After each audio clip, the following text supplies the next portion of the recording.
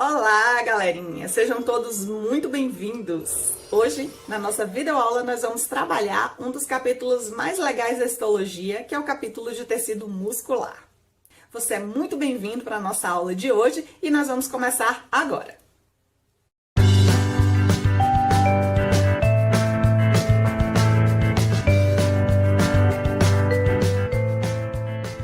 A despeito de o organismo ser uma estrutura altamente complexa, ele é formado por apenas 4 tipos básicos de tecidos. E aí nós citamos o tecido epitelial, o conjuntivo, o muscular e o nervoso, né?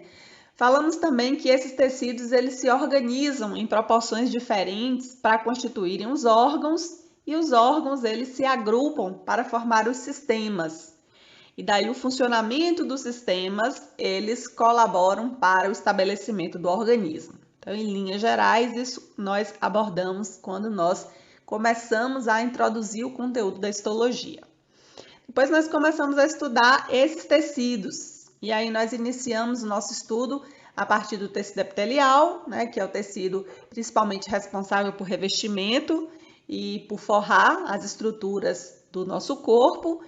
E na sequência falamos dos tecidos conjuntivos, que são os tecidos de conexão, né? E que esses tecidos conjuntivos, eles possuem uma grande quantidade de subtipos, né? E esses subtipos fazem com que a gente tenha desde tecidos com a matriz líquida até tecidos com a matriz rígida e mineralizada, que é então, portanto, o tecido com uma maior variedade de possibilidades, que é o tecido conjuntivo, e em decorrência disso, nós obviamente passamos a maior parte do nosso conteúdo de disciplina abordando justamente o tecido conjuntivo propriamente dito e outros tipos de tecidos conjuntivos aí classificados dentro das categorias de tecidos conjuntivos de propriedades especiais, tecidos conjuntivos de suporte. Na sequência, nós vamos abordar o terceiro tipo de tecido que compõe o organismo, que é o tecido muscular. E nós vamos, então, fazer uma abordagem detalhada deste tecido e para que a gente possa, né, compreender o seu funcionamento, é importante que a gente tenha em mente que a célula que compõe esse tecido, a estrutura celular que forma o tecido muscular, ela é chamada de miócito, que também pode ser chamada de célula muscular ou fibra muscular. Essas três nomenclaturas, miócitos, célula muscular ou fibra muscular, são três nomenclaturas que nós utilizamos para a mesma estrutura, que é a estrutura, que é a unidade básica funcional do tecido muscular, tá? E o tecido muscular, ele é composto predominantemente por células e a quantidade de matriz extracelular é bem pequena. E ele basicamente contém um tecido que organiza, né, externamente ele e que mantém as suas fibras unidas, que é um tecido conjuntivo, certo? Mas em se tratando de tecido muscular, ele é predominantemente formado por células, tá? Que é o miócito, ou a célula muscular, ou fibra muscular, se empregam a mesma estrutura. Este tecido, ele é composto por células que são células alongadas.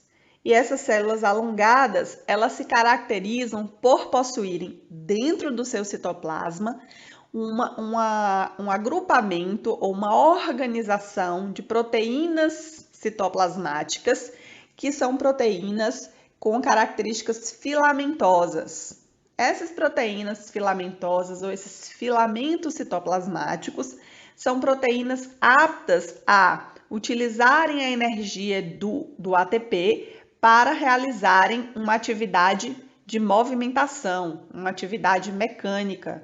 Então, o tecido muscular é formado por células que contêm proteínas citoplasmáticas filamentosas, proteínas essas aptas a utilizar a energia química contida no ATP para transformar essa energia química em energia mecânica de movimento e conseguir com isso um efeito que se paz que vai ser transmitido à membrana plasmática da célula, fazendo com que a célula consiga encurtar o seu comprimento.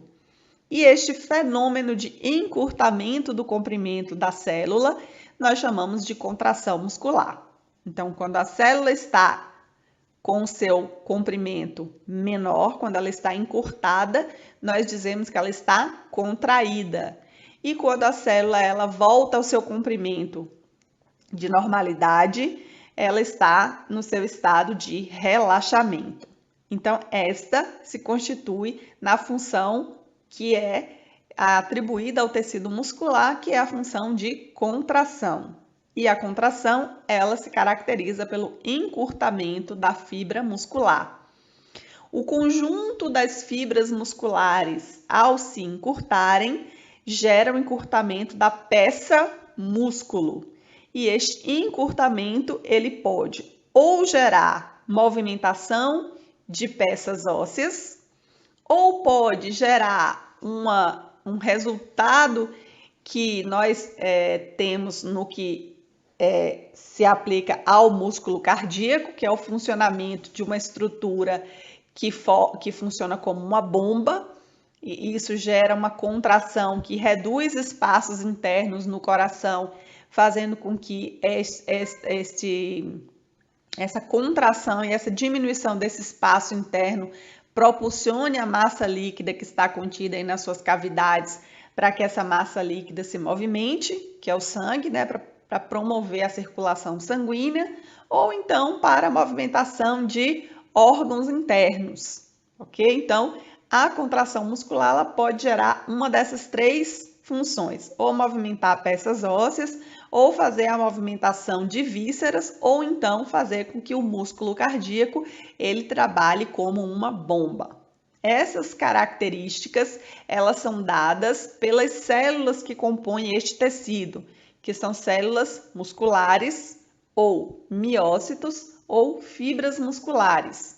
Essas células se caracterizam por possuírem proteínas filamentosas em seu citoplasma, as quais interagem umas com as outras, gastam energia e utilizam essa energia química gasta para aproveitar na forma de movimento. Este movimento é o movimento de encurtar a fibra e posteriormente retornar ao seu comprimento original, ou seja, contrair e relaxar. Então, a contração muscular é a função que é realizada pelo tecido muscular. No que diz respeito à sua origem, o tecido muscular ele tem origem a partir do folheto embrionário mesoderma. Então, a partir do mesoderma, as células indiferenciadas, elas iniciam uma síntese de proteínas específicas, as quais nós já comentamos, que são as proteínas filamentosas, e ao mesmo tempo que ela vai produzindo essas proteínas filamentosas, elas vão sofrendo um processo de alongamento. E aí elas se transformam nas células alongadas que possuem as tais proteínas que nós comentamos, que são aptas a utilizarem energia contida nas moléculas de ATP para transformar essa energia química em energia mecânica de movimento.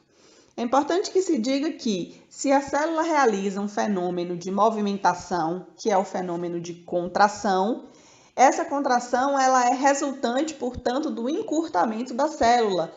E é justamente por causa desse movimento de encurtamento é que a célula precisa necessariamente ter uma morfologia alongada, porque se assim não fosse, o encurtamento de uma célula que fosse curta não geraria necessariamente um movimento significativo.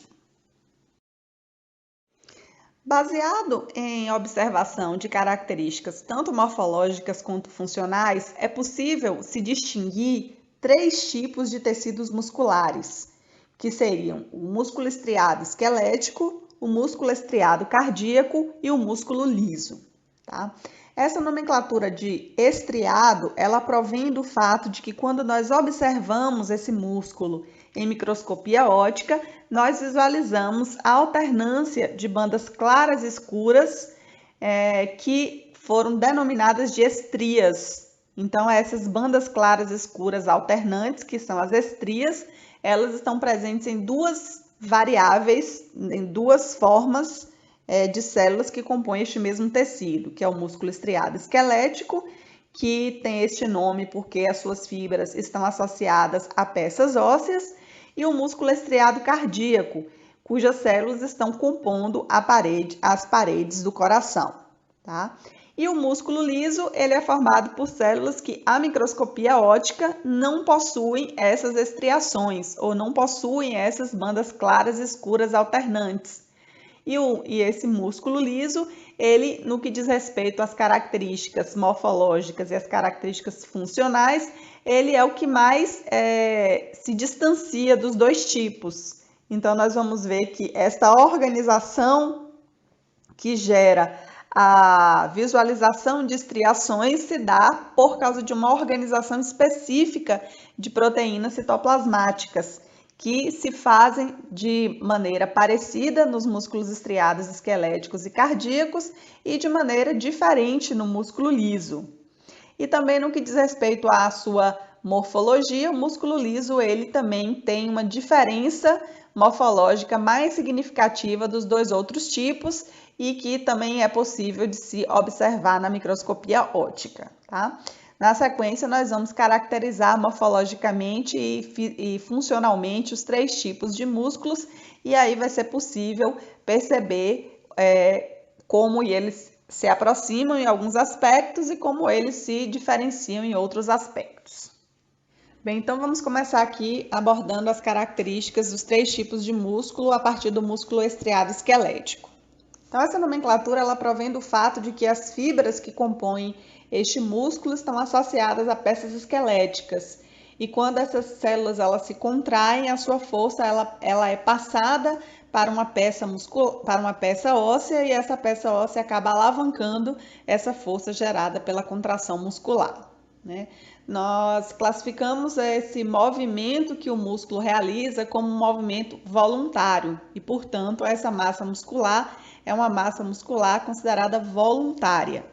Isso quer dizer o quê? Quer dizer que ela é comandada pelo sistema nervoso periférico voluntário, que é também chamado de sistema nervoso periférico somático, que controla as atividades que nós dizemos que são as atividades conscientes, né, como sorrir, andar, e que, portanto, reage aos estímulos externos. Nesse caso, ele é inervado por fibras chamadas de motoras e conduzem, então, os impulsos que vêm do sistema nervoso central até chegar nesses músculos estriados esqueléticos, tá?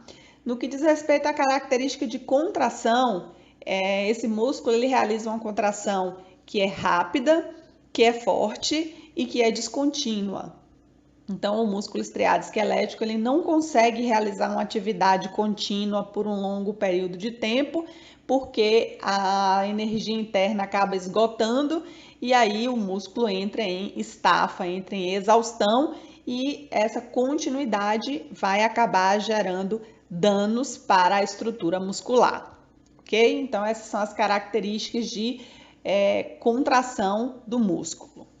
Morfologicamente, essas células elas se caracterizam por ser as mais longas que existem dentro do tecido muscular. Então, as mais longas células, elas são as células musculares estriadas do tipo esqueléticas. Elas se caracterizam por serem células multinucleadas, em que os núcleos se posicionam perifericamente, ou seja, próximo da membrana plasmática. E isto é um fator que facilita o reconhecimento dessa célula à microscopia óptica, né? Uma outra característica que pode ser observada em microscopia óptica é a presença dessas alternâncias de bandas claras e escuras que estão dispostas perpendicularmente ao longo eixo da fibra muscular e que nós chamamos de estriações. Então, à esquerda, nós temos uma representação esquemática de um desenho das células musculares estriadas esqueléticas longitudinalmente falando, onde nós visualizamos aí as estriações e a presença de núcleos perifericamente posicionados. E nós visualizamos à direita uma fotomicrografia óptica de células musculares vistas em secção longitudinal. Na secção longitudinal, onde nós vemos o longo eixo das células. E aí nós vamos separar uma única célula, que é um miócito, para que vocês tenham ideia do quão longa é uma única célula, e vamos apontar com uma seta aí núcleos que compõem esta célula, e cada célula dessa ela possui muitos núcleos perifericamente posicionados, e esses muitos núcleos eles são resultantes da fusão de mioblastos no processo de formação desse tipo de célula especializada, em que cada célula fusionada ela gera um núcleo a mais na célula final especializada, tá? Então, essa célula aí, ela se caracteriza por ser a célula muscular estriada esquelética. Na sequência, vamos abordar aí o músculo estriado cardíaco, né? Então, o músculo estriado cardíaco é o músculo que compõe as paredes do coração, e ele é composto por um músculo que também tem uma contração rápida, forte, porém é uma contração contínua, né? O músculo cardíaco, ele funciona continuamente, ele não pode cessar o seu funcionamento, porque isso geraria uma parada da circulação sanguínea, o que comprometeria a chegada, né, de oxigênio e nutrientes para todos os tecidos do corpo, né? Então, isso é completamente incompatível com a vida. E o músculo cardíaco, portanto, para exercer essa função, ele é comandado pelo sistema nervoso autônomo, e por conta disso realiza uma atividade que é dita involuntária. Então, o sistema nervoso periférico autônomo, também chamado de visceral, ele regula o ambiente interno do corpo e controla essas atividades do sistema digestório, do cardiovascular, do excretor e também do endócrino, e contém as fibras motoras que vão conduzir os impulsos do sistema nervoso central até os músculos lisos das vísceras e a musculatura do coração. Então, o músculo cardíaco ele não está sob o controle consciente, ele é uma atividade subconsciente e é uma atividade que se realiza continuamente.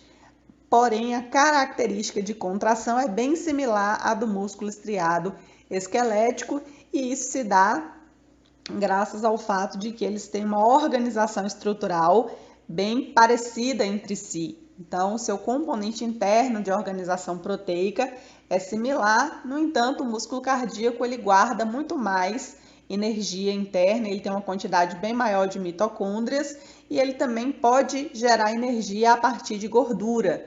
Então, o músculo estriado cardíaco é um músculo que funciona ininterruptamente, e isso é fundamental para a atividade do coração, tá? O músculo cardíaco ele também possui estriações transversais, que é aquela alternância de bandas claras e escuras, porém ele difere do músculo estriado esquelético em alguns pontos, que seriam, primeiro, no comprimento das células. Como nós falamos anteriormente, o músculo estriado esquelético, ele possui a célula mais longa de todas dos tipos de tecido muscular. O músculo cardíaco também possui células longas, porém menos longas. E essas células, elas podem ter prolongamentos laterais. Então, essas células, elas podem ter esses prolongamentos laterais, que são as ramificações. Então, as células musculares cardíacas, elas podem ser ramificadas, enquanto que o músculo estriado esquelético não possui ramificações. Um outro fator que difere os dois tipos de tecidos estriados é que no músculo cardíaco nós temos os núcleos periféricos, nós temos os núcleos centralmente posicionados, enquanto que no músculo estriado esquelético os núcleos são perifericamente posicionados. No músculo estriado cardíaco, os núcleos eles são centralmente posicionados. E a quantidade de núcleos no músculo cardíaco é bem menor do que no músculo esquelético. Então, o músculo cardíaco ele tem menos núcleos, podendo ter 1 a 2 núcleos centralmente posicionados, e no músculo estriado esquelético nós temos uma quantidade de núcleos bem maior e posicionados centralmente, perifericamente, tá? Uma outra estrutura que está presente única e exclusivamente no músculo estriado cardíaco são chamados de discos intercalares.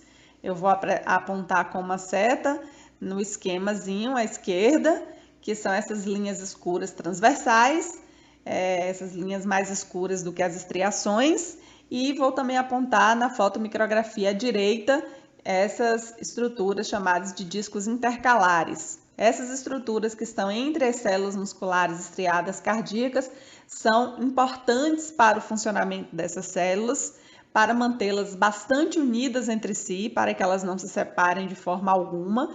Isso é fundamental para que o coração funcione como uma bomba e também para que elas possam compartilhar íons e funcionar todas as células como se fossem uma só do ponto de vista iônico, certo? Então essas características elas são importantes para o desempenho funcional da célula muscular estriada cardíaca. O músculo liso, por sua vez, é formado por um aglomerado de células fusiformes que não tem as típicas estrias transversais dos músculos estriados. Nesse músculo, o processo de contração também é bem distinto, por ser caracterizado por transcorrer de forma lenta e, assim como o músculo estriado cardíaco, ele não está sujeito ao controle voluntário. Então, é uma contração lenta e involuntária. Esse músculo, do ponto de vista morfológico, se caracteriza por ser composto por células alongadas, fusiformes, e que possui apenas um núcleo que está centralmente posicionado. Então, morfologicamente, essa célula ela se distingue dos demais tipos, ela que mais se afasta no que diz respeito às características morfológicas e também às funcionais. No que diz respeito à característica de contração lenta, porque os demais tipos possuem contração rápida, porém se aproxima do músculo estriado cardíaco no que diz respeito ao aspecto da impossibilidade de controle, do controle subconsciente de sua atividade, que é a atividade involuntária. E morfologicamente falando, opticamente, essas células elas não possuem as típicas estriações transversais, e isso se deve ao fato de que as proteínas internas do músculo liso, elas se dispõem de maneira distinta do que acontece nos músculos estriados. E aí nós vamos comentar mais à frente como se dá essa organização e faz com que, portanto, esse músculo seja denominado de músculo liso.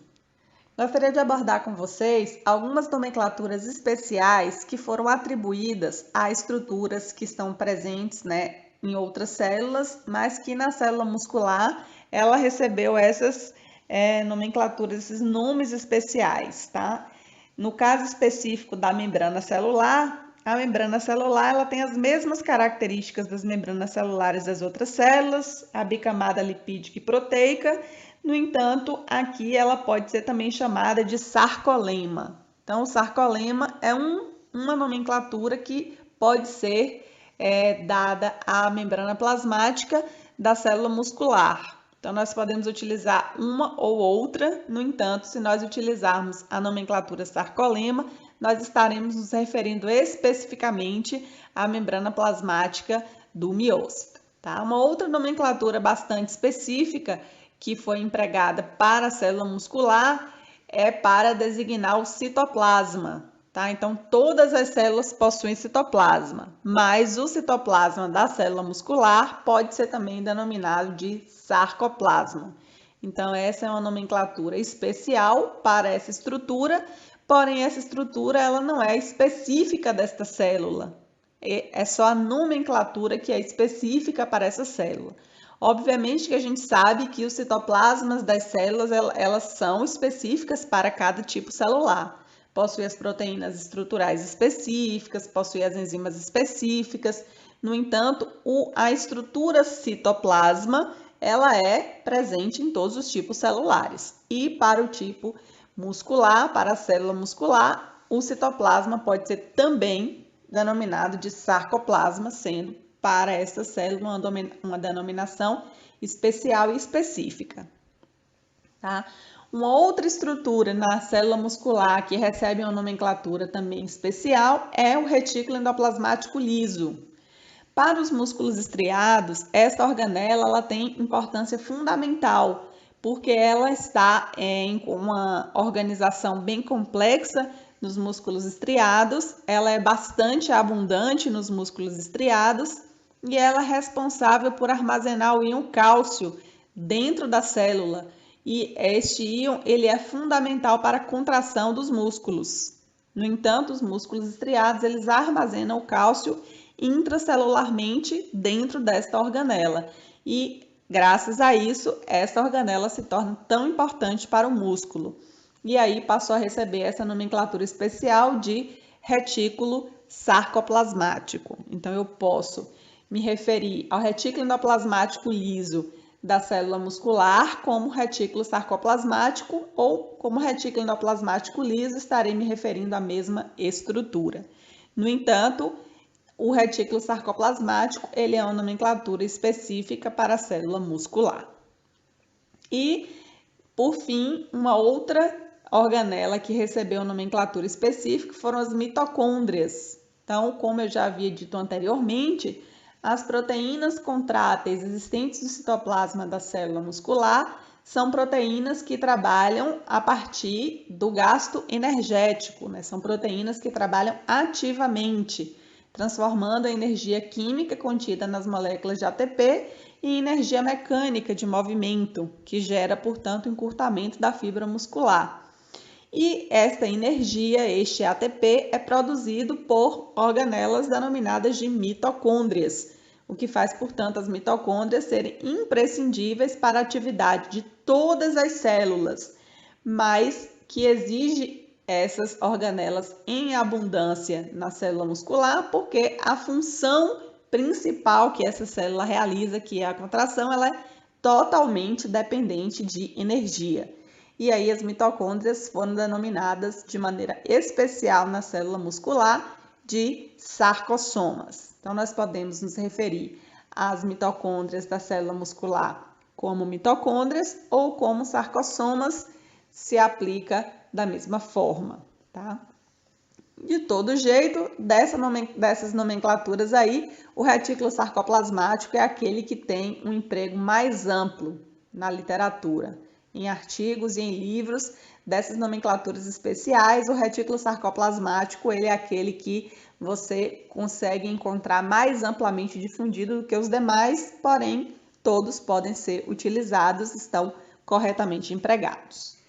Bem, vamos na sequência detalhar características mais aprofundadas da organização estrutural da célula muscular estriada esquelética e de como ocorre a sua inervação e a sua contração ou seu funcionamento, tá? Então, a partir de agora, nós vamos nos debruçar a detalhar aspectos de vascularização, inervação, de organização estrutural e de contração do músculo estriado esquelético. Na sequência, falaremos a respeito dos outros tipos. Bem, pessoal, vamos começar a abordar aí a organização do músculo esquelético, tá? Então, eu vou começar falando de uma característica macroscópica. Vou separar, por exemplo, um músculo da mastigação, um músculo mastigatório, como, por exemplo, o músculo masseter ou o músculo zigomático menor. Essa estrutura ela é uma estrutura composta por fibras musculares organizadas em grupos de feixes, ou seja, eu tenho várias células alongadas. Se eu pegar várias destas células, eu formo feixes de fibras musculares. Esses feixes organizados vão compor um desses músculos que eu comentei. Porém, esses músculos, para se manterem organizados, eles se mantêm graças à ajuda de tecido conjuntivo. Uma camada de tecido conjuntivo ajuda a individualizar essa estrutura músculo e, além de individualizar, além de organizar, além de permitir que um músculo deslize sobre o outro, essa capa de tecido conjuntivo ainda leva vascularização e inervação para essa estrutura chamada de músculo, tá? Então, O que nós chamamos de músculo? O músculo, na verdade, é um conjunto de feixes de fibras musculares que estão organizadas em grupos, né, orientadas em uma direção e sentido, tá? Elas são organizadas, elas são individualizadas por capas de tecidos conjuntivos, né, uma camada de tecido conjuntivo que vai estar individualizando, permitindo a sua movimentação, inervando e vascularizando. Nós vamos ver como que esse tecido conjuntivo ele vai se associar a essas fibras musculares para, ao mesmo tempo, ajudar na sua organização, como também ajudar no seu funcionamento de movimentação, na sua vascularização e na sua inervação. Tá? Então, para individualizar o músculo, uma camada de tecido conjuntivo denso não modelado vai revestir externamente todos os feixes de fibras musculares que compõem essa estrutura. Então, na imagem aí, nesse esquema, nós temos uma secção de um músculo longo, por exemplo, poderia ser, por exemplo, o bíceps aí. Então, o bíceps estaria aí representando essa estrutura que nós temos aí à direita, que eu vou apontar com uma seta, tá? Então, toda essa estrutura, ela seria o bíceps. E nós vamos tirar uma secção, que é uma secção transversal deste músculo, e nós vamos visualizar como ele se organiza, né, do ponto de vista do tecido conjuntivo, que vai estabelecer aí tanto um processo de individualização dessa estrutura músculo, como também na sua possibilidade de funcionamento, inervação e vascularização, conforme a gente já mencionou anteriormente. Então, nesse zoom que é dado a essa secção transversal, nós visualizamos que externamente todo o músculo ele é envolto por uma camada de tecido conjuntivo denso não modelado, que recebe o nome de epimísio. O epimísio é que vai delimitar a estrutura músculo. Então, o epimísio, por exemplo, delimita o tríceps ou o bíceps.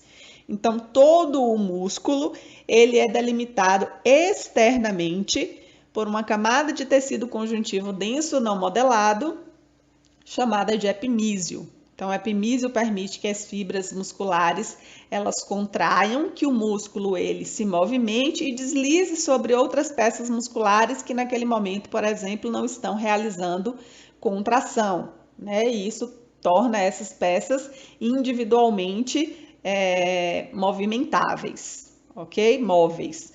E esse epimísio, além de permitir esta organização, além de permitir esse deslizamento de peças musculares umas sobre as outras, ainda é fundamental para vascularizar e inervar o músculo. A vascularização e a inervação são importantíssimas para o funcionamento do músculo.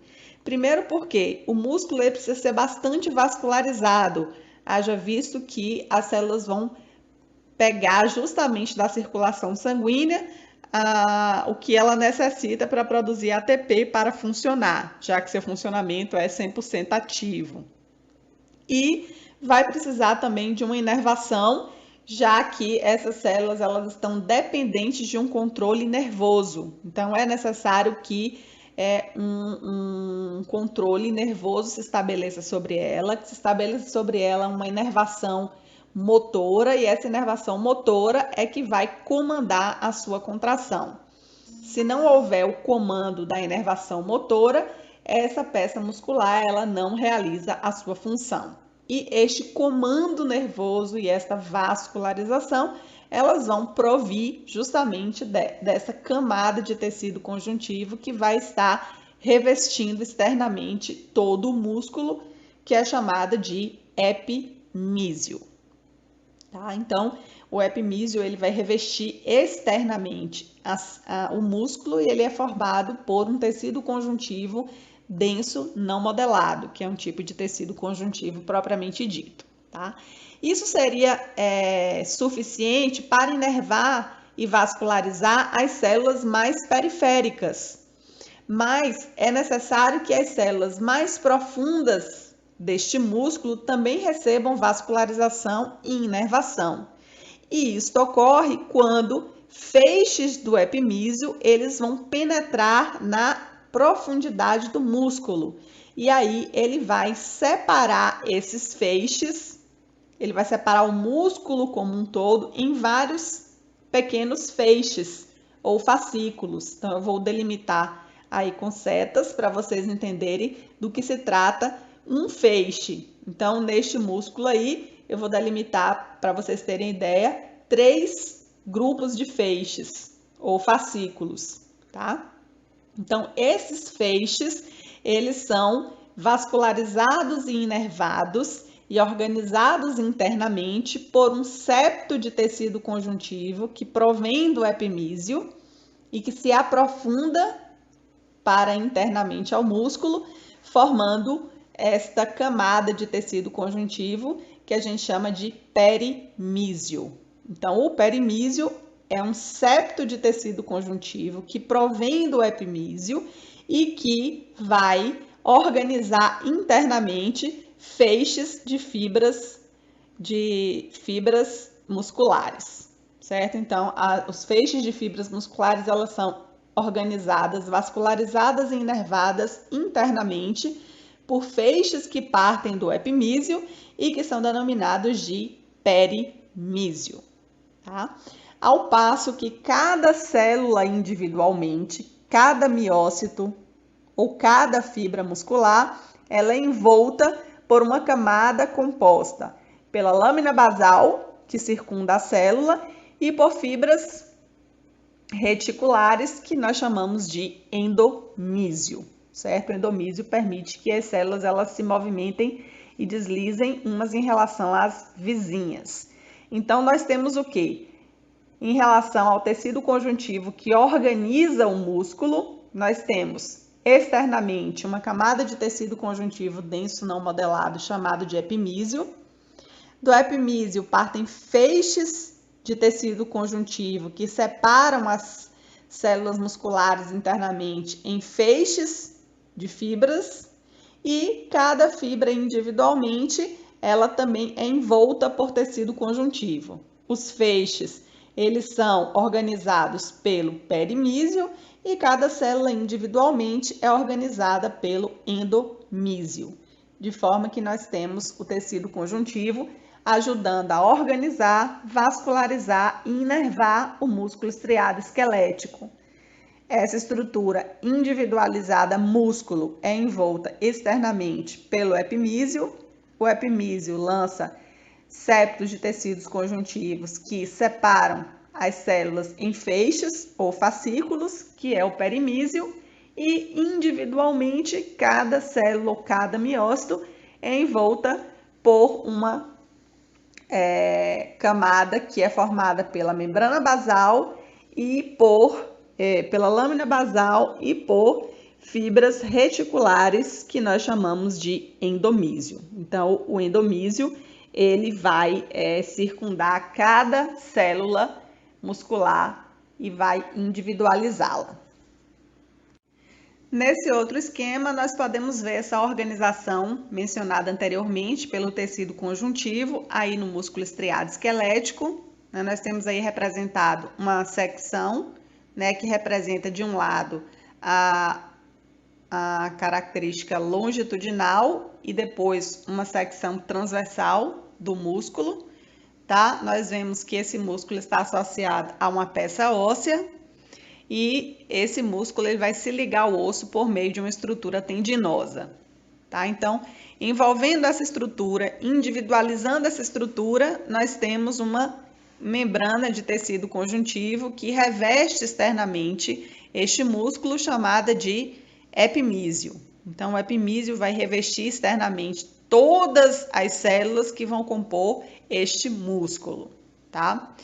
Do epimísio vão partir septos de tecidos conjuntivos que vão separar os feixes de fibras musculares, também chamados de fascículos. Quem vai separar esses feixes e esses fascículos são um septo que provém do epimísio, que agora passa a ser denominado de perimísio. Então, o perimísio ele vai levar vascularização e vai levar a inervação para as fibras musculares que estão mais na intimidade do músculo. E individualmente, cada célula muscular, também chamada de fibra muscular ou miócito, é envolto por uma camada que é composta pela lâmina basal e mais fibras reticulares. Individualmente, este revestimento que cada miócito possui recebe o nome de endomísio. E é fundamental esta organização de tecido conjuntivo que vai colaborar com a organização macroscópica do músculo para o funcionamento dos músculos, dos deslizamentos de músculos entre si e para o funcionamento também de cada célula a partir da sua inervação e da sua vascularização. Na sequência, vamos abordar a característica de organização do músculo estriado esquelético a partir da sua visualização em microscopia óptica.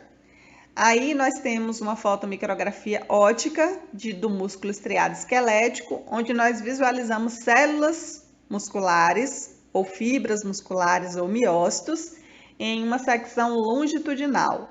Na secção longitudinal, o que nós visualizamos é o longo eixo da célula.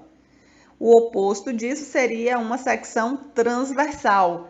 Na secção transversal, nós veríamos um corte dessa célula em uma determinada altura, certo? Então, a diferença da secção longitudinal do músculo é que nós visualizamos a célula no seu longo eixo e a secção transversal nós vamos seccionar uma determinada altura do músculo e vamos visualizar como se distribui as células naquela altura especificamente, tá? Nesse caso aí, então, nós visualizamos células alongadas em uma coloração que é hematoxilina eosina, nós visualizamos que o citoplasma da célula é rosa e nós visualizamos que o núcleo é roxo e que ele está posicionado perifericamente, em que cada célula possui vários núcleos, são células multinucleadas. Essa é a característica microscópica morfológica da célula muscular estriada esquelética. Nesta fotomicrografia, nós conseguimos visualizar o detalhe da organização das estriações transversais. Então, nós visualizamos aí, vou apontar com a seta, a alternância de delicadas áreas claras e escuras que se alternam, formando o que nós denominamos de estriações transversais. Essas estriações transversais são o motivo pelo qual este músculo é chamado de músculo estriado. Então, o músculo estriado, tanto este quanto o cardíaco, possuem as mesmas estriações, que é justamente esta alternância de bandas claras e escuras que estão, localizadas não longitudinalmente, mas que estão transversalmente dispostas ao longo de toda a estrutura da célula muscular. Como nós já abordamos anteriormente, esse aspecto que a gente observa na microscopia óptica, ele tem um motivo de ser, que é justamente o que a gente observa nas organizações que se estabelecem dentro do citoplasma da célula. São proteínas intracitoplasmáticas e filamentosas que, ao se organizarem aí dentro do citoplasma da célula, colaboram para que se estabeleça este padrão aí de alternância de bandas claras e escuras, que são as suas estriações. Tá? Então, essas estriações, elas são possíveis de serem visualizadas em microscopia óptica, e é o que faz com que a gente, então, classifique este músculo como sendo um músculo do tipo estriado, tá? Nós podemos também tornar essas estriações mais evidentes, que é o que a gente vai ver no slide a seguir. Aqui nessa sequência, com a utilização de um filtro de polarização, nós alcançamos o que a gente chama de microscopia de polarização. Esse filtro polaroide, ele nos ajuda a tornar mais ressaltado as características de luminosidade. Então, o que é claro se torna mais claro e o que é escuro se torna mais escuro. Então, ele vai polarizar. Então, pela microscopia de polarização, nós vamos conseguir ressaltar a alternância de bandas claras e escuras, que são as estriações transversais que nós visualizamos ao longo de toda a extensão da célula muscular estriada esquelética. E aí nós visualizamos bem claramente através dessa imagem que está aí apresentada, né? É possível visualizar que dentro da área clara há uma linha, certo? E nós vamos, portanto, utilizando uma microscopia com mais detalhes ainda do que a microscopia óptica e que é a microscopia que utiliza aí o filtro Polaroid, nós vamos utilizar uma microscopia com maior nível de resolução para entender o que é que está por trás desta imagem que se estabelece na microscopia óptica.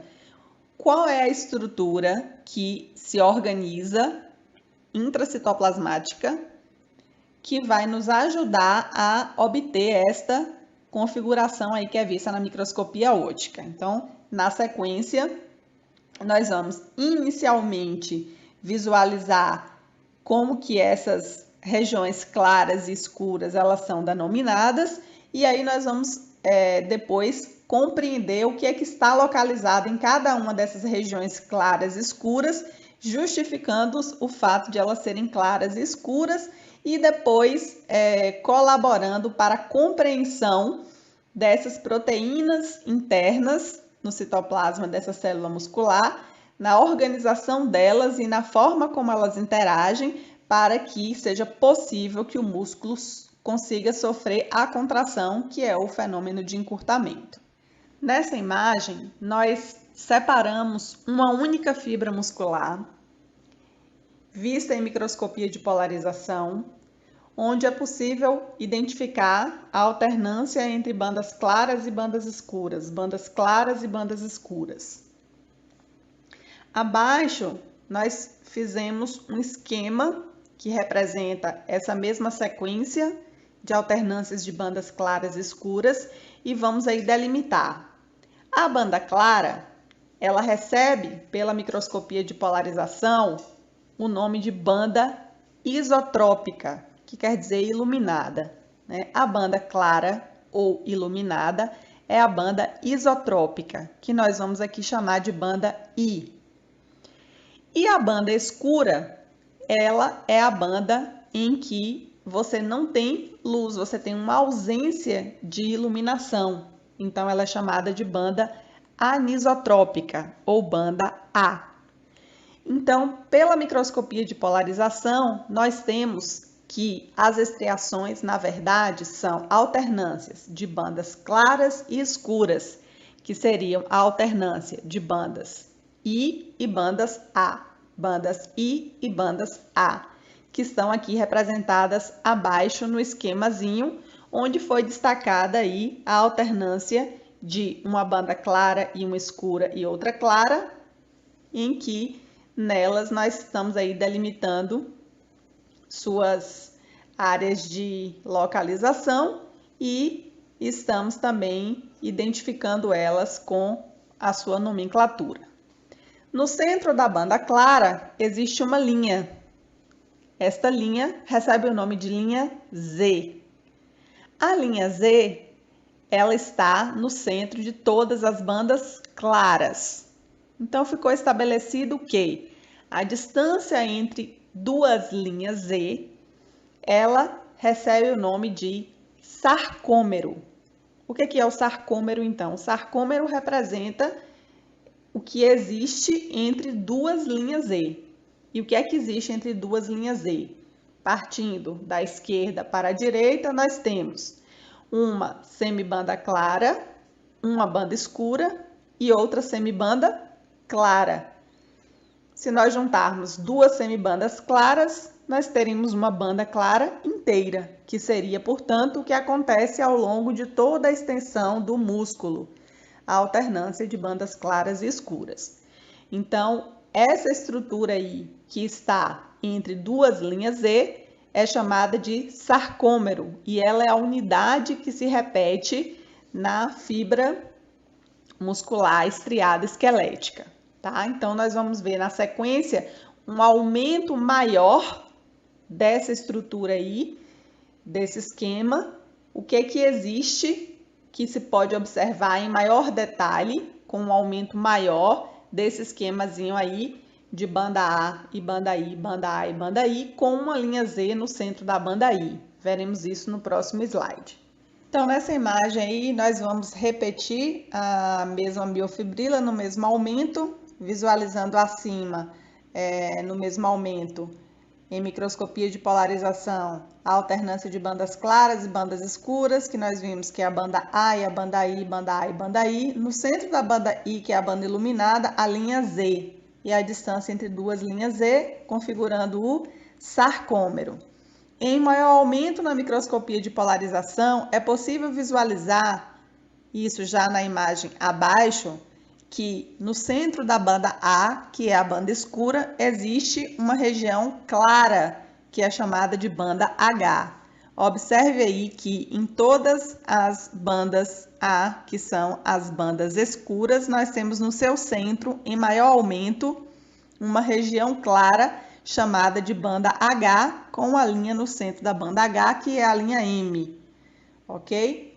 Que vai nos importar aí deste esquema é a gente identificar que existe uma banda clara, que no centro dela nós temos uma linha escura, que é a linha Z, e uma banda escura, que no centro da região mais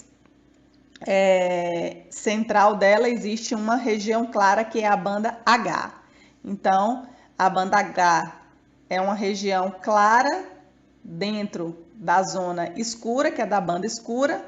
Na verdade, ela não é clara como a clara, ela é um pouco menos escura. Isso é importante estabelecer, porque mais na frente a gente vai ver como que está organizado o sarcômero do ponto de vista da microscopia eletrônica e nós vamos visualizar que essa região um pouco mais clara dentro da banda escura, ela não é tão clara quanto a banda clara, ela é apenas um pouco mais clara do que a banda escura e essa região aí é a banda H, tá? Então a banda H fica no centro da banda A e a linha Z no centro da banda I.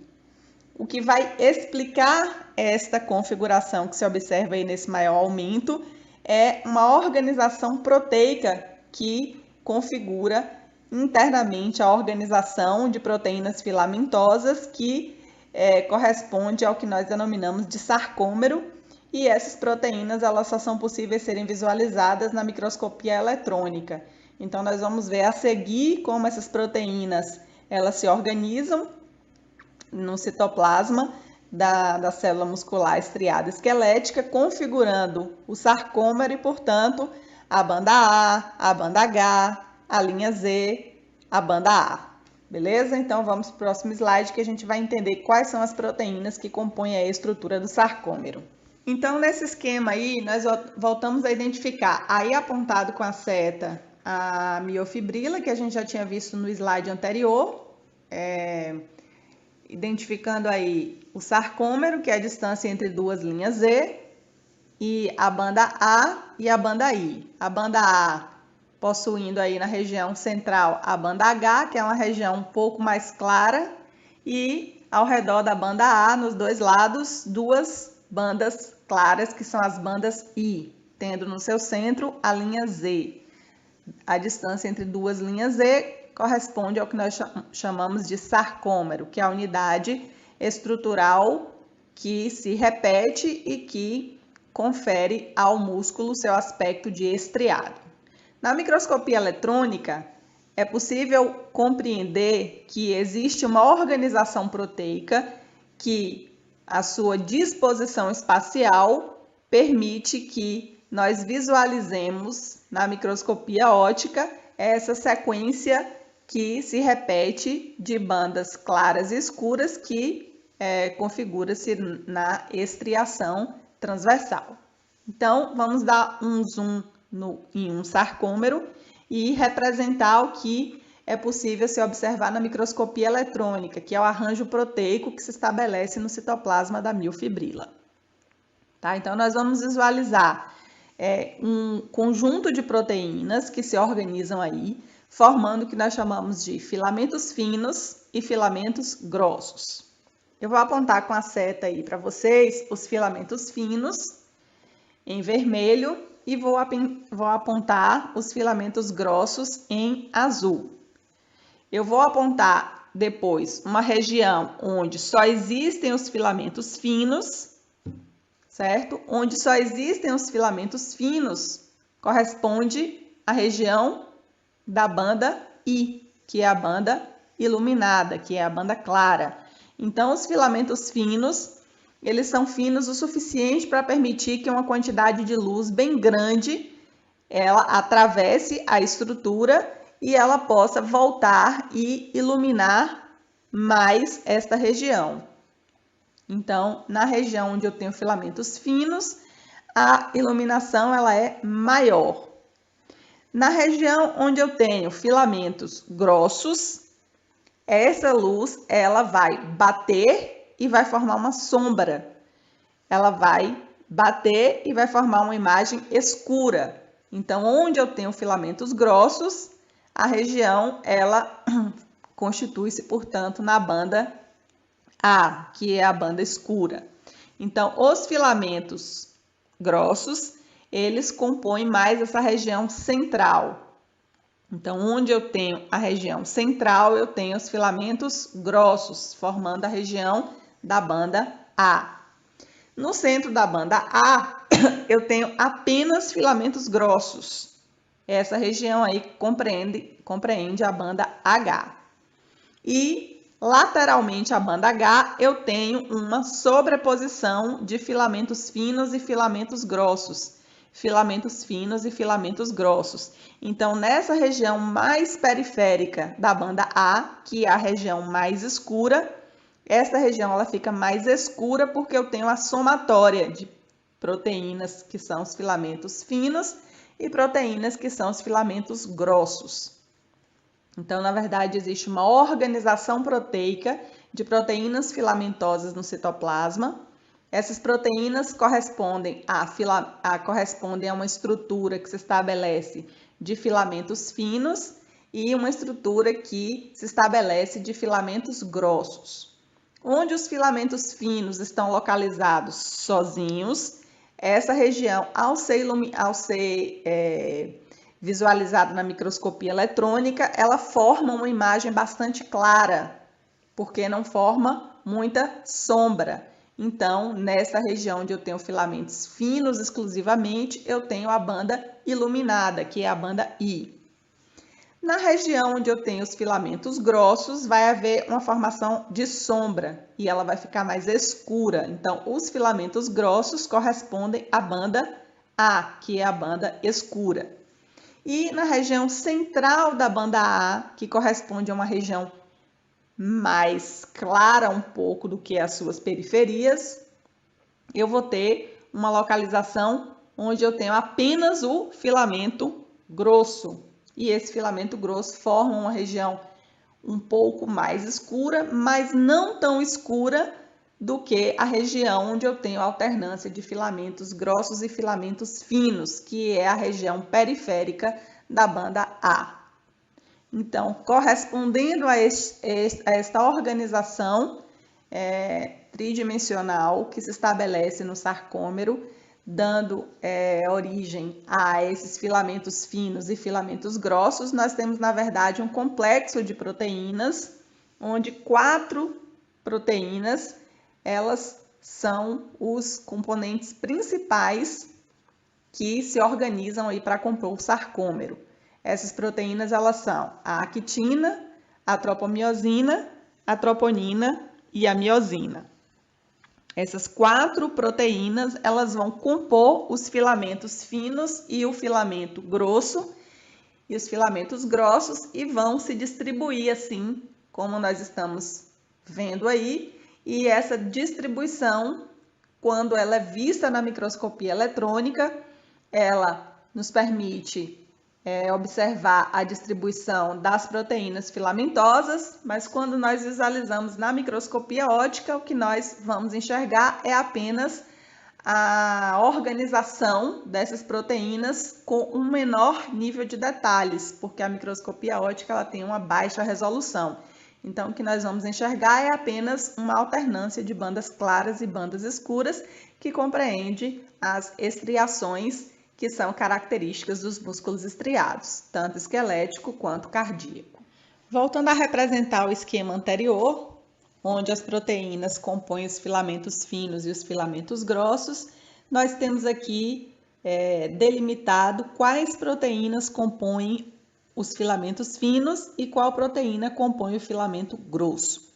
Então, o filamento fino ele é composto por um complexo de 3 proteínas, que são a actina, a tropomiosina e a troponina. Essas 3 proteínas elas formam o filamento fino, enquanto que o filamento grosso é composto pela proteína chamada de miosina. A miosina, ela estabelece sozinha o filamento grosso e ela é uma proteína que nós vamos ver para frente agora a sua configuração, bem como as outras que compõem o filamento fino. Então, nós vamos entender como elas se organizam, como elas se associam para, no espaço, estabelecer essa configuração aí que é visualizada no sarcômero. Bem, então vamos começar detalhando as proteínas que compõem os filamentos finos. Tá? Vamos começar pela proteína que é a mais importante aí do complexo que estabelece o filamento fino, porque é ela que vai interagir com o filamento grosso, ou seja, com a miosina, e responder por uma atividade de cofator, ou seja, por acelerar a quebra do ATP em ADP e fósforo e liberação de energia para a contração do músculo. Então, é a actina a proteína responsável por auxiliar a quebra do ATP para que a contração ocorra, tá? Então, lá na fibra muscular, dentro do citoplasma, nós vamos ter organizado a estrutura do sarcômero. E os sarcômeros, eles no final do processo vão se prender na membrana plasmática. Então, quando houver um encurtamento do sarcômero, nós vamos ter eles puxando a membrana plasmática nas suas periferias e fazendo com que a célula como um todo diminua o seu comprimento, ou seja, se encurte. Vamos entender este processo a partir da compreensão da estruturação do filamento fino, do filamento grosso e como eles se interagem no espaço. Começando, portanto, aqui esclarecendo como que é o filamento fino. Então, o filamento fino ele é composto pela actina, pela tropomiosina e pela troponina. A actina, ela é uma proteína formada por várias subunidades de actina G. Essas subunidades, elas são monômeros e esses monômeros, eles são estruturas esféricas polarizadas, onde nesta representação aí observa-se um lado escuro e um lado claro. Essa polaridade faz com que em cada um dos polos ela tenha atividades diferentes. Então, quando nós pegamos vários monômeros, que são as subunidades da actina G, e colocamos elas no mesmo espaço, o que vai acontecer? Elas vão se atrair. De que forma elas vão se atrair? A região escura tem afinidade pela região clara. A região escura atrai a clara e elas se ligam. Isso faz com que, se nós juntarmos subunidades de actina G no mesmo espaço, há uma tendência de que estes monômeros eles se polimerizem, ou seja, eles se associem para formar um polímero, ou seja, várias dessas subunidades elas vão se ligar entre si. De que forma? O lado escuro se liga com o claro e assim sucessivamente. Então, os monômeros se polimerizam e a estrutura final ela se transforma em um polímero. Esse polímero, ele se assemelha a um colarzinho de contas, um colarzinho de pérolas. Então, no espaço, essa estrutura, que é este colarzinho de contas, ele se torce em outro colarzinho de contas no espaço e, ao se torcer, ela estabelece o que a gente chama de a unidade da actina F. Então, lá no filamento fino, a estrutura ela está organizada tal qual, ilustrado aí embaixo, na organização da actina F, ou seja, lá no músculo, no filamento fino, os monômeros de actina G estão polimerizados e dois colarzinhos de conta estão torcidos no espaço, compondo a actina F. Tá? Então, essa estrutura da actina F, ela tem uma certa fragilidade na sua organização.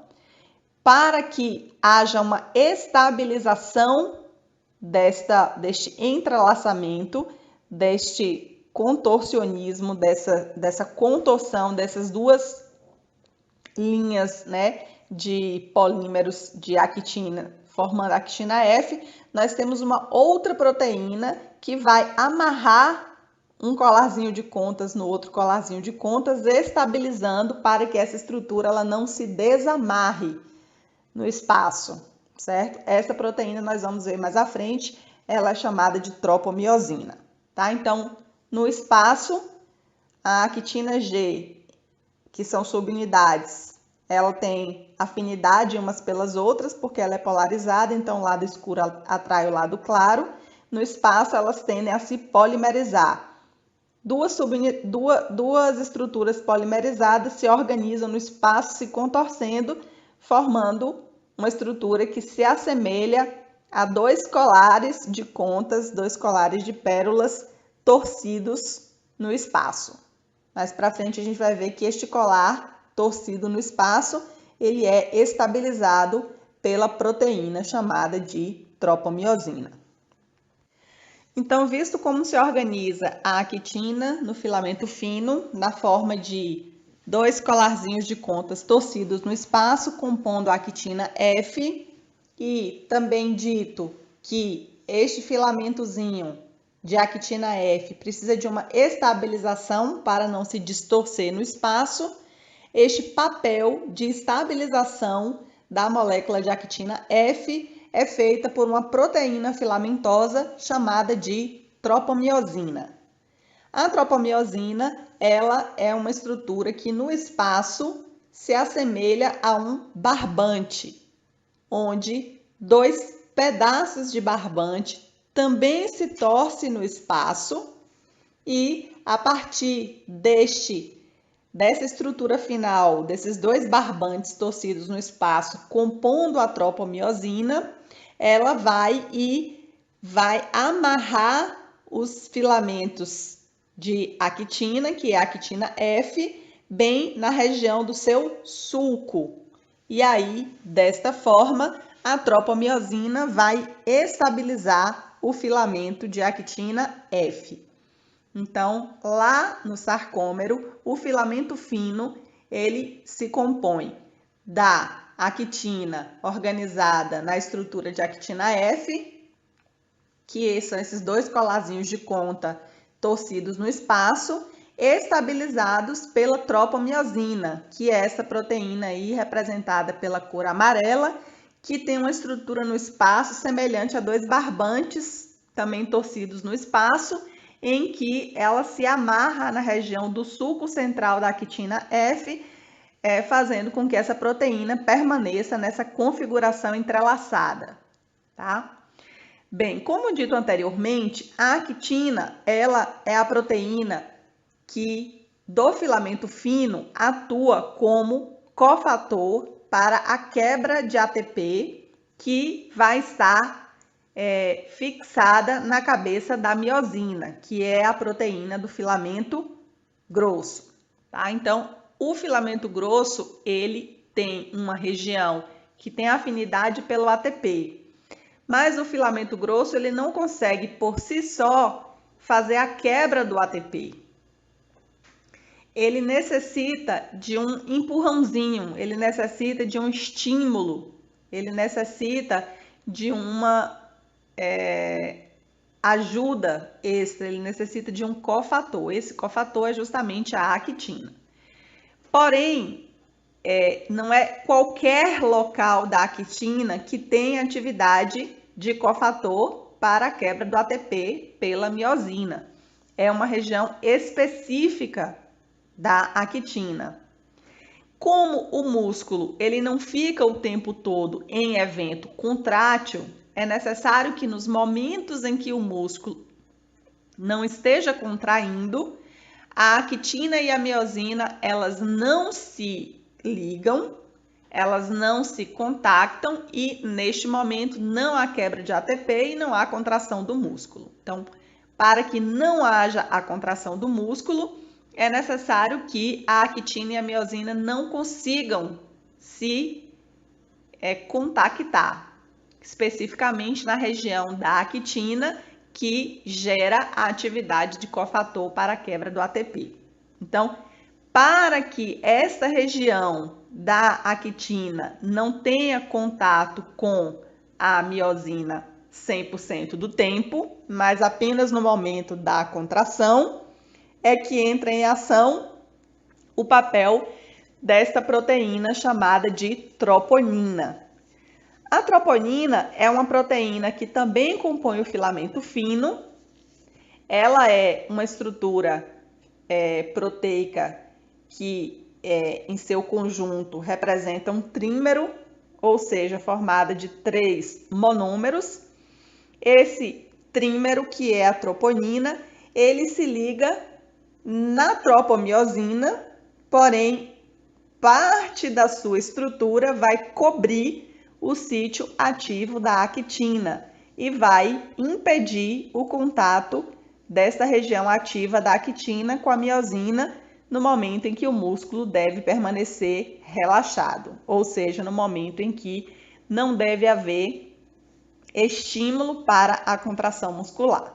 Então, para que a actina ela não esteja 100% disponível para atuar como cofator e gerar contração muscular 100% do tempo, no momento em que a gente quer que o músculo se mantenha relaxado, a actina e a miosina não devem se contactar nessa região ativa da actina. E para que esse contato não se estabeleça, esta proteína, que é a troponina, ela exerce um papel mecânico importante de obstrução do sítio ativo da actina em relação à miosina. Então, como que ela se organiza? A troponina, ela se liga, na verdade, sobre a tropomiosina e ela se liga em intervalos regulares. Veja abaixo como está representado aí nesse esquema onde a gente visualiza aí a composição do filamento fino contendo as 3 proteínas que fazem parte deste filamento, que são a actina, a tropomiosina e a troponina. Veja que a troponina ela está ligada na tropomiosina e tem uma parte dela que cobre a actina. E essa é justamente a função dela, é cobrir a actina, porém não se ligar, porque no momento em que o músculo for contrair, a troponina ela tem que sair deste local e ela tem que deixar livre o sítio ativo da actina, que se liga com a miosina e acelera, precipita a quebra do ATP em ADP e fósforo e libera energia. Então, dentro deste contexto, a troponina, que é este trímero, ela é composta por 3 subunidades. Uma subunidade chamada de TNT, onde o TNT é a subunidade da troponina que se liga com a tropomiosina, porque na verdade a troponina ela se liga com a tropomiosina e esta ligação ela se dá de tal ordem no espaço que ao mesmo tempo ela consegue recobrir o sítio ativo da actina. Depois ela tem uma subunidade chamada de TNC. Essa subunidade TNC, ela tem afinidade pelo íon cálcio. Então, no momento em que existe uma liberação e uma concentração de cálcio no citoplasma da célula. O cálcio se liga à subunidade TNC. E aí, mais para frente, eu vou explicar para vocês o que gera esta ligação do cálcio com o TNC. Tá? Mas guarde a informação agora no momento de que o TNC é a subunidade da troponina que tem afinidade pelo íon cálcio.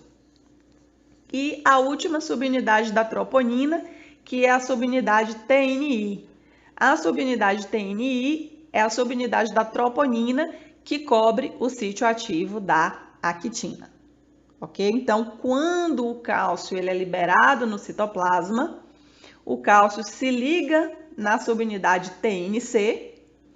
Como a troponina está ligada com a tropomiosina, no momento em que o cálcio se liga no TNC, ele empurra a proteína troponina, ele modifica a posição da troponina no espaço.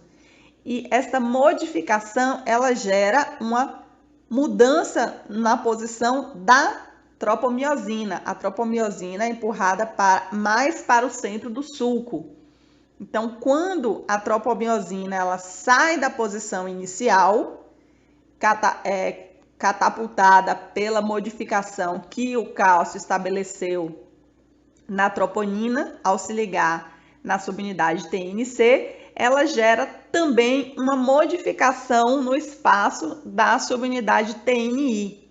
Então, quando o TNI deixa de recobrir o sítio ativo da actina, a actina ela fica livre para se ligar à miosina e gerar a atividade de coenzima necessária para a quebra do ATP e liberação de energia que vai produzir o deslizamento dos filamentos entre si. Mais para frente vocês vão ver como esses filamentos vão se deslizar, de forma que esse deslizamento vai promover um encurtamento do comprimento final da célula, gerando um evento que é chamado de contração muscular. Então, a contração muscular, ela é um fenômeno que depende do íon cálcio, certo? O íon cálcio, ele se liga com a troponina empurra a tropomiosina e, dessa forma, a subunidade TNI da troponina deixa de recobrir o sítio ativo da actina e este sítio ativo, portanto, ele se liga com a miosina e vai permitir, portanto, a quebra do ATP que está lá na cabeça da miosina, como a gente vai ver aqui para frente, como que essa proteína ela se estabelece, e aí a gente vai compreender o mecanismo da contração muscular em si. Para concluirmos essa videoaula 1, vamos abordar aqui as características da miosina. Na aula seguinte, na videoaula 2, nós vamos detalhar como essas proteínas elas se interagem para poder realizar o mecanismo de contração muscular. Então, vamos aqui abordar a forma da miosina. A miosina, ela é uma proteína grande, tem uma massa molecular grande, ela tem uma forma de bastão, certo? E ela é formada por dois peptídeos que se enrolam, tipo uma hélice. E uma extremidade, a miosina, ela apresenta uma cabeça, que é uma saliência assim com forma globular. E nesta cabeça nós temos locais específicos que se combinam com a molécula do ATP. E é dotada de uma atividade que a gente chama de atepásica. A atividade atepásica é a atividade que a molécula tem de quebrar a molécula de ATP para poder gerar energia. No entanto, como eu já disse anteriormente, para que ocorra a hidrólise do ATP e que gere energia para que a célula contraia, ela necessita que haja um cofator. E este cofator ele é dado pela interação desta proteína aqui, que é a miosina, com a actina.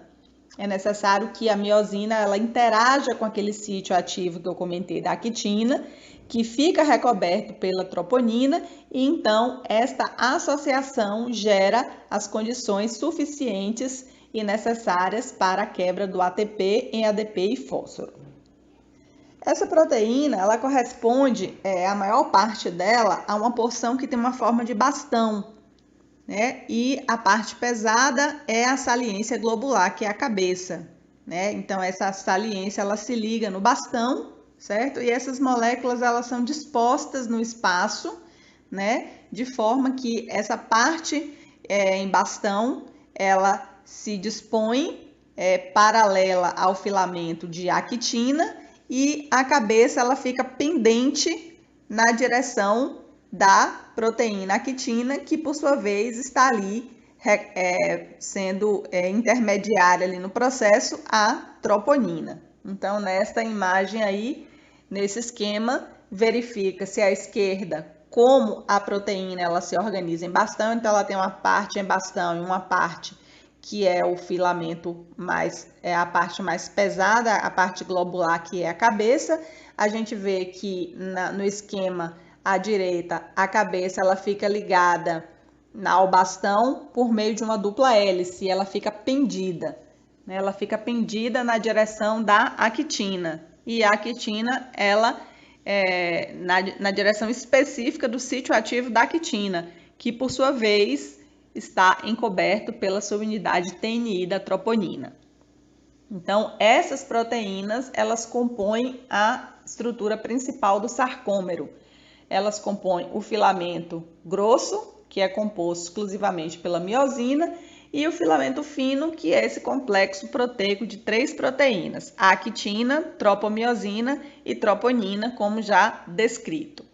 Então, na sequência, que vai ser abordada na videoaula 2, nós vamos explicar como se dá a liberação do cálcio, que está dentro do retículo sarcoplasmático, que é o retículo endoplasmático liso, como que esse retículo sarcoplasmático ele se distribui ao longo da célula para que ao longo de toda a extensão da célula o cálcio seja liberado de maneira relativamente homogênea e possa então se ligar na subunidade TNI da troponina, TNC, da troponina, e forçar, portanto, a retirada da subunidade TNI aí que está na interface entre a actina e a miosina, permitindo que essas duas proteínas elas interajam entre si e a actina ajude a miosina a fazer a hidrólise do ATP. Tá? Então, na próxima videoaula, nós vamos dar continuidade ao nosso assunto, fazendo uma breve revisão do que já foi dito aqui e dando continuidade às explicações da contração do músculo estriado esquelético, que é similar ao do músculo cardíaco, e abordando os princípios e o mecanismo da contração dos músculos lisos, que por terem uma organização proteica diferente da que acontece aqui no músculo estriado, até porque nem se configura sarcômero, então as proteínas elas se organizam de maneira diversa.